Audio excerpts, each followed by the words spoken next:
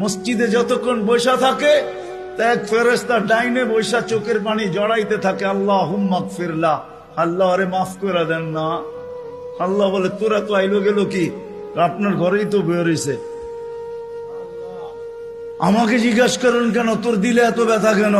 আপনার ঘরেই তো বের হইছে, বন্দা তো আপনারই, সৃষ্টির সেরা তো আপনিই বানাইছেন। ও যদিও না কান্দে তো আমি ওর পক্ষ হয়ে একটু কান্দতেছি, অসুবিধা কি? আরেকজন বলে আল্লাহুম্মা আরহাম আলাইহি, আল্লাহর উপরে দয়া করেন না। আপনার ঘরে বসে রইল, তারপরে যদি দয়া না করেন তো বাজারে গেলে করবেন, ওটা তো দয়ার জায়গাই না। কি করে না না করে না দোয়া? যতক্ষণ মসজিদে বসে থাকে আরেকজন নামাজের সোয়াব লেখতে থাকে। আল্লাহ বলে ঘুমায় তো রইল, তুই নামাজের সোয়াব লেখোস না কেন? ঘুমাইলো তো আপনার বাড়িতেই ঘুমাইছে, আর কোথায় ঘুমাইছে? সোয়াব লেখবো না তো লেখবো না কেন? এটাও ফেরেশতা চালায়।